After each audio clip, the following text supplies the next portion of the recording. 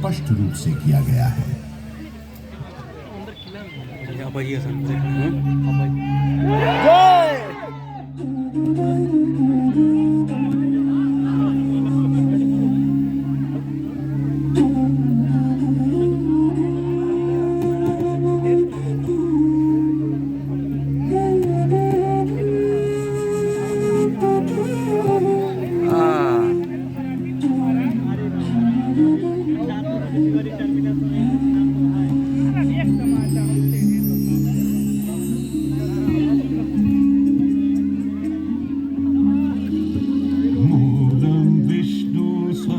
साक्षात् स्कंधा लक्ष्मी स्वयं शुभा। मूलं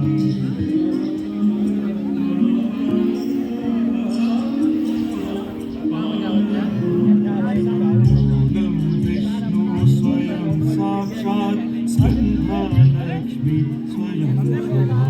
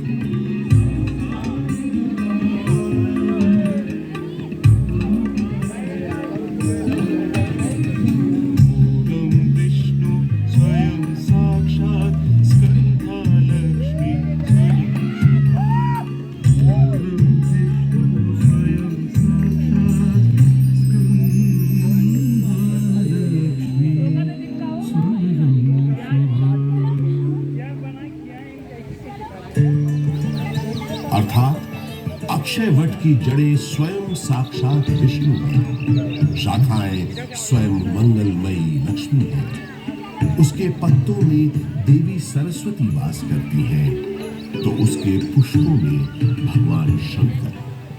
चतुरानन ब्रह्मा जी इसके फल हैं और विष्णु जी इन सब का आधार है।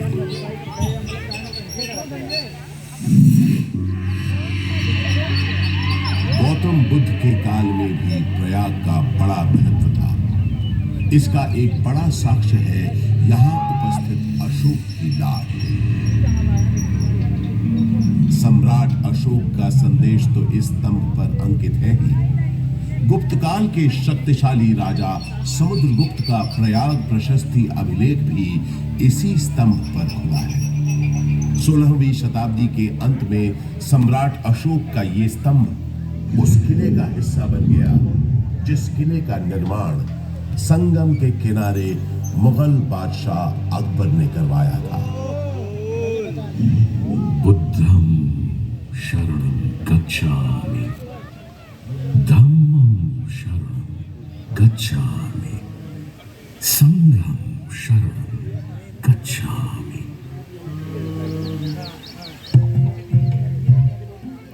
हजारों वर्ष पुराने इस प्रयाग नामक नगर के आध्यात्मिक और धार्मिक महत्व से बादशाह अकबर इतने प्रभावित हुए कि उन्होंने यहाँ एक नया शहर भी बसा दिया और उसका नाम रखा इलाहाबाद, जो वक्त के साथ साथ बन गया इलाहाबाद। अपनी भौगोलिक स्थिति, सुंदर आबोहवा और राजनीतिक महत्व की वजह से इलाहाबाद ब्रिटिश हुक्मरानों को भी बेहद पसंद आया और कुछ ही समय में ये शहर ब्रितानी हुकूमत का एक महत्वपूर्ण केंद्र बन गया। इलाहाबाद हाईकोर्ट इसका एक जीवंत उदाहरण है। देश के 4 उच्च न्यायालयों में से तो एक ये है ही। इसके अलावा अनेक महत्वपूर्ण और और ऐतिहासिक फैसले देने का श्रेय भी इस न्यायालय को जाता है। शिक्षा के प्रसार के लिए अंग्रेजों द्वारा बनाया गया इलाहाबाद विश्वविद्यालय इस शहर को उनका दूसरा महत्वपूर्ण योगदान था। इलाहाबाद विश्वविद्यालय की स्थापना 16 नवंबर 1887 को हुई। पूरब का ऑक्सफोर्ड कहे जाने वाले इस विश्वविद्यालय का शुरुआती नाम म्योर सेंट्रल कॉलेज था। यहाँ का विजयनगरम हॉल और 7 खंडी मीनारें इतनी सुंदर और आकर्षक है कि आते जाते लोगों की निगाहें बरबस अपनी ओर खींच लेती हैं। 20वीं सदी की शुरुआत से ही इलाहाबाद हिंदी साहित्य का एक बहुत बड़ा केंद्र बनकर उभरा। ऐसी ही कुछ प्रसिद्ध शख्सियतों के नाम एकाएक तब याद आते हैं जब इस शहर से जुड़े साहित्यकारों की बात होती है। जैसे हास्य व्यंग के मशहूर शायर अकबर इलाहाबादी साहब, फिराक गोरखपुरी जो उर्दू के जाने माने शायर तो थे ही, अंग्रेजी भाषा के भी प्रकांड पंडित थे, महादेवी वर्मा हिंदी की सशक्त कवियत्री जो आधुनिक मीरा के नाम से भी जानी गई, सुमित्रा नंदन पंत हिंदी साहित्य के छायावादी युग के महत्वपूर्ण स्तंभ, मधुशाला के लेखक और हिंदी साहित्य के पुरोधा कवियों में से एक हरिवंश राय बच्चन और अपने नाम ही के अनुरूप हिंदी भाषा के निराले कवि सूर्यकांत त्रिपाठी निराला, जिनकी ये कविता तो अद्भुत है। देखा मैंने उसे इलाहाबाद के पथ पर, वो तोड़ती पत्थर, चढ़ रही थी धूप गर्मियों के दिन, टमटमाता रूप, उठी झुलसाती हुई लू, रुई ज्यों चलती हुई भू, गर्द चिंगी छा गई, प्राय हुई दोपहर। वो तोड़ती पत्थर देखा मैंने उसे इलाहाबाद के पथ पर, देखा मैंने उसे इलाहाबाद के पथ पर। कला और साहित्य के साथ साथ राजनीति का भी खास गढ़ रहा है प्रयागराज। स्वतंत्रता संग्राम के अनेक शूरवीरों और गणमान्य व्यक्तियों का नाता इस शहर से रहा है, जैसे पंडित मोतीलाल नेहरू, राजश्री पुरुषोत्तम दास टंडन, महामना मदन मोहन मालवीय आदि।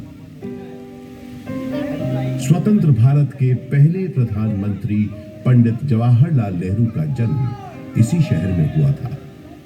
उनका घर आनंद भवन स्वाधीनता संग्राम की गतिविधियों का एक बड़ा केंद्र था, जिसकी वजह से प्रयागराज भी आजादी की लड़ाई का एक महत्वपूर्ण हिस्सा बन गया। आजादी की बातें करें तो मुझे याद आता है सन 1857 का स्वाधीनता संग्राम, जिसका गवाह मैं खुद रहा। अनेकों भीषण लड़ाइयां मैंने देखी। एक बार तो मुझे लगा था कि बस हमें विदेशी हुकूमत से छुटकारा मिल ही गया, लेकिन इसे बदकिस्मती कहें कि अंत में बाजी पलट गई। परंतु इन युद्ध की वजह से इलाहाबाद एक दिन के लिए ही सही भारत की राजधानी बना। वो दिन था 1 नवंबर 1858। उस दिन प्रयागराज के मिंटो पार्क में एक शाही दरबार लगा था, जिसमें लॉर्ड कैनिंग ने महारानी विक्टोरिया का महत्वपूर्ण घोषणा पत्र पढ़ा। आज 1 नवंबर 1858 के दिन से हिंदुस्तान में ईस्ट इंडिया कंपनी का राज खत्म होता है। अब से इंडिया में मलिका विक्टोरिया का राज होगा। ब्रिटिश ताज की हुकूमत होगी यहाँ। इस दौर से निकलकर समय के साथ थोड़ा आगे बढ़े तो मुझे याद आता है अपने चारों ओर बाहें फैलाए जिसके आंगन में खड़ा मैं आज आपको ये कहानी सुना रहा हूं। बात तो बना वाला यार सन 1870 की है, जब एडिनबर्ग के ड्यूक अल्फ्रेड साहब इलाहाबाद आए थे। उन्होंने यहां आकर 133 एकड़ के इस बड़े से भूखंड पर एक विशाल पार्क का शिलान्यास किया था। उन्हीं के नाम पर तो इस पार्क का नाम पड़ा है अल्फ्रेड पार्क। ब्रितानवी हुक्मरानों ने इस पार्क के भीतर कई एक महत्वपूर्ण इमारतों का भी निर्माण करवाया। अब जैसे कि ये मशहूर गवर्नमेंट पब्लिक लाइब्रेरी। इलाहाबाद के उस जमाने के कमिश्नर फ्रांसिस ऑटवे मेन एक लाइब्रेरी बनवाना चाहते थे, जिसके लिए उन्होंने मशहूर आर्किटेक्ट रिचर्ड रॉस्किल बेन को बुलवाया और कहा, बेन, हमने तुमको बोला था ना, हमको एक लाइब्रेरी बनाने का है। I remember, sir. आपने बताया था आपका dear friend और इलाहाबाद का एक्स कमिश्नर मिस्टर कटबर्ट बेंसले थॉर्नहिल का मेमोरी में आपको एक लाइब्रेरी बनवाना है, राइट? यस, थॉर्नहिल खुद एक बहुत काबिल टाउन प्लानर था। आधा इलाहाबाद उसे ने प्लान किया है। ये लाइब्रेरी उसकी मेमोरी को बिफिटिंग ट्रिब्यूट होना चाहिए। आप बिल्कुल बेफिक्र रहें सर। मेरे दिमाग में स्कॉटिश बैरोनियल रिवाइवल स्टाइल की एक ब्यूटीफुल बिल्डिंग का प्लान है, जो एकदम परफेक्ट होगा ट्रिब्यूट देने के लिए। जा तुम मूवी देखा बैठा बढ़िया हाल में। वादे के मुताबिक श्रीमान बेन ने एक बहुत ही खूबसूरत इमारत बनाई, जिसे उस जमाने में थॉर्नहिल मेन मेमोरियल के नाम से जाना जाता था। और आज हम इस शानदार इमारत को गवर्नमेंट पब्लिक लाइब्रेरी के नाम से जानते हैं। यहाँ इस लाइब्रेरी में लगभग 1.25 लाख से भी ज्यादा किताबें और अन्य ऐतिहासिक दस्तावेज मौजूद हैं। पूरे उत्तर प्रदेश में सबसे बड़ी लाइब्रेरी यही है। विक्टोरिया मेमोरियल कोलकाता में है, ये तो सब जानते हैं, लेकिन उससे थोड़ा छोटा मगर बेहद सुंदर विक्टोरिया मेमोरियल यहाँ प्रयागराज में भी मौजूद है। ये बात बहुत कम लोग जानते हैं। इसी पार्क के अंदर महारानी विक्टोरिया की याद में बनी सफेद संगमरमर की इस न्यू गोथिक शैली की छतरी या कैनोपी का निर्माण सन 1905 में हुआ था और इसी कैनोपी में उनकी 7.5 फुट ऊंची मूर्ति का अनावरण अगले साल 1906 में हुआ। आजकल वो मूर्ति लखनऊ म्यूजियम में रखी है। इसी विक्टोरिया मेमोरियल के बगल में अंग्रेजों ने एक बैंड स्टैंड भी बनवाया। उस जमाने में ब्रिटिश सरकार के ज्यादातर जलसे और दावतें इसी पार्क में हुआ करती थी। उन कार्यक्रमों के दौरान यहां पुलिस बैंड बजाने का रिवाज था। इस संगीत का आनंद अंग्रेजों के साथ साथ कुछ रईस और रसूखदार इलाहाबादी भी लेते थे। ऐसा माना जाता है कि ये बैंड स्टैंड अंग्रेजों को एक बंगाली सज्जन बाबू नीलकमल मित्रा ने भेंट किया था।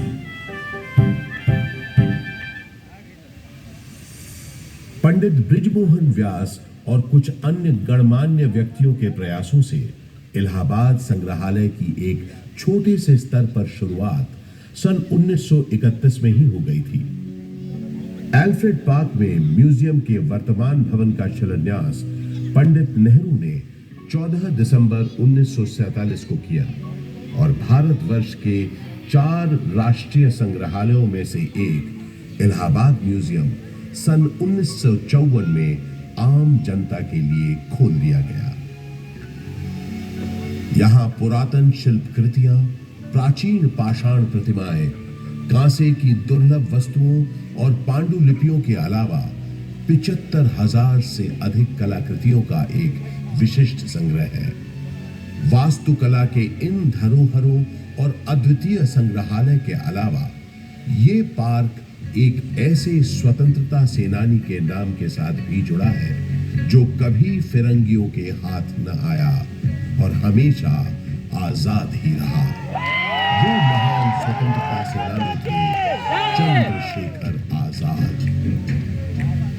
भारत के स्वतंत्रता संग्राम में इनका अभूतपूर्व योगदान रहा है।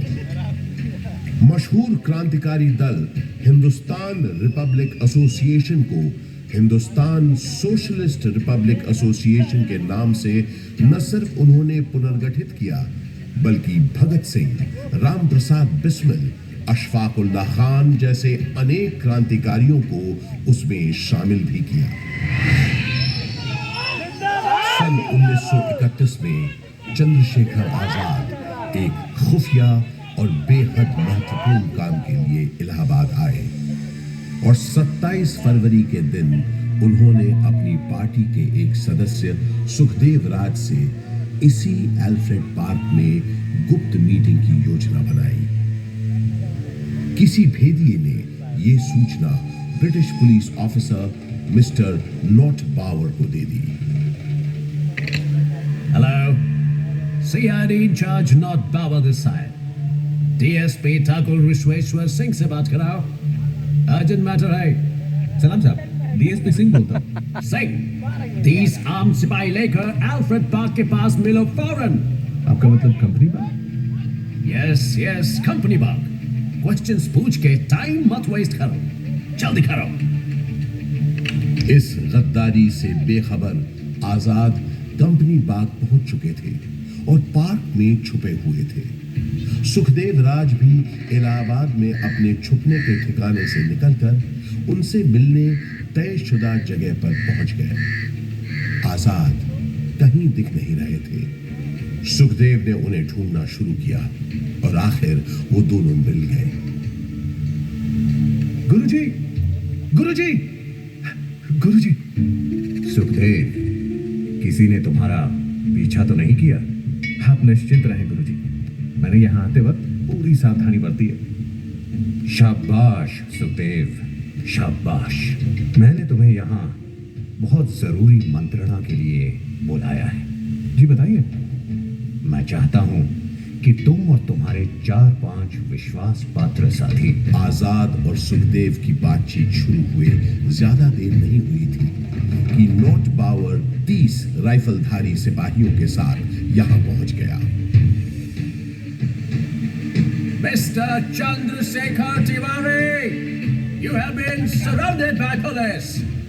तुम्हें पुलिस ने घेर लिया है।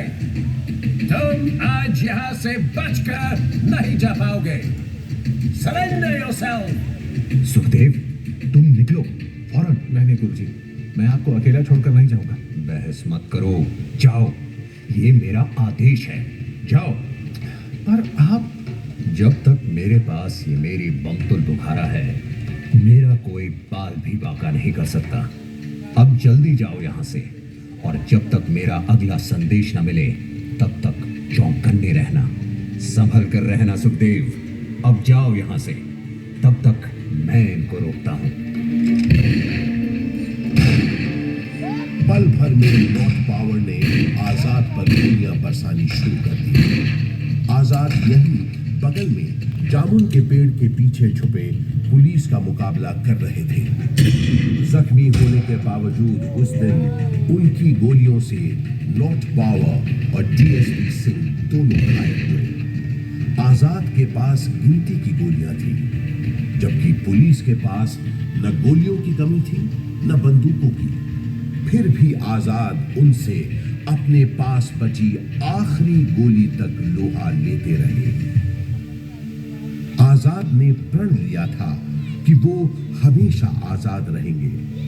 उन्होंने अपना प्रण निभाया और वो हमेशा आजाद ही रहे। उन्होंने अपने पास बची आखिरी गोली से अपने प्राण न्योछावर कर अपनी प्यारी मातृभूमि के लिए आत्म बलिदान दे दिया। स्वतंत्र भारत का सपना अपने दिल में लिए वो शहीद तो हो गए, लेकिन हिम्मत और बहादुरी की मिसाल चंद्रशेखर आजाद हमारे दिलों में हमेशा के लिए अमर हो गए। आज हमारा भारत देश एक स्वतंत्र देश है, तो उसका श्रेय शहीद आजम चंद्रशेखर आजाद जैसे लोगों के उत्सर्ग को, उनकी शहादत हो जाता है, जिन्होंने अपनी जान से भी ज्यादा प्यारी मातृभूमि के लिए हंसते हंसते अपने प्राणों की आहुति दे दी। आजाद अक्सर कहा करते थे, अंग्रेजों की गोलियों का हम सामना करेंगे। हम आजाद थे, आजाद हैं, आजाद ही रहेंगे।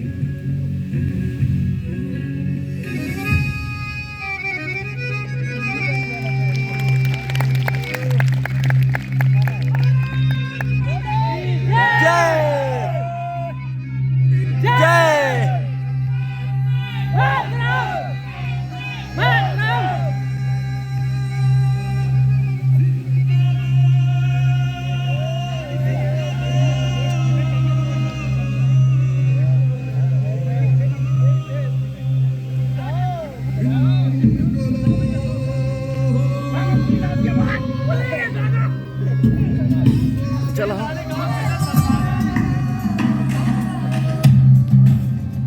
ओहो